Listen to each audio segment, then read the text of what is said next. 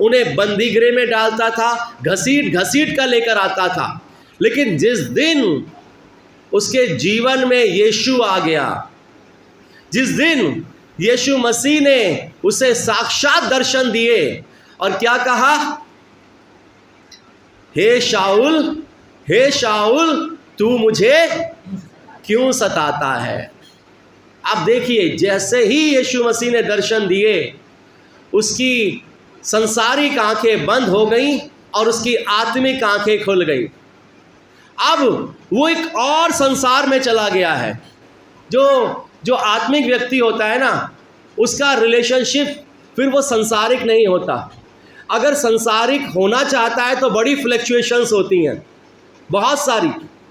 बहुत सारी चीज़ें होती हैं जो बहुत सारी चीज़ों को पैदा करती है, मतभेद पैदा करती है, बवाल पैदा करती है। और उसका कारण क्या होता है? क्योंकि वो व्यक्ति संसार के साथ वैसा संबंध नहीं बना सकता जैसे वो पहले बनाता था, जैसे वो पहले रहा करता था। उसका कारण क्या है? क्योंकि वो उधर से निकलकर अब इधर आ गया है। और यही पौलुस के साथ हुआ था मेरे इज्जो। पौलुस पहले क्या था और अब क्या हो गया है। अब उसके ही लोग जिनके साथ वो रहता था, जिनके साथ वो खाया पिया करता था, जिनके साथ वो आराधनालय में जाता था, जिनके साथ वो मसीहों को पकड़वाया करता था, उन्हें बंदीगृह में डलवाया करता था, अब वही लोग क्या हो गए हैं? उसके खिलाफ आकर खड़े हो गए हैं, उसके खिलाफ खड़े हो गए हैं। और इसीलिए अब वो उन लोगों की तरफ देखकर क्या कह रहा है? इसलिए कि सबने पाप किया है।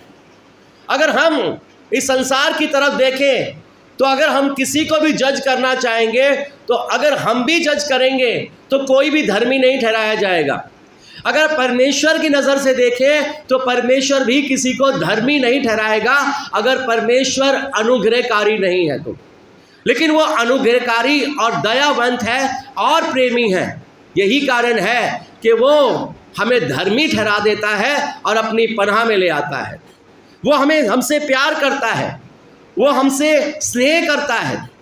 लेकिन अगर हम इंसानी फितरत में देखेंगे और अगर हमें प्रभु ने चुन लिया और ठहराया है और अपने कामों के लिए ले आया है, तो फिर जब हम संसार की तरफ देखेंगे तो फिर हम संसार के लिए प्रार्थना ही करेंगे, विनती करेंगे और कहेंगे, हे प्रभु, जैसे तूने मेरा जीवन बदला है वैसा उसका जीवन बदल दे।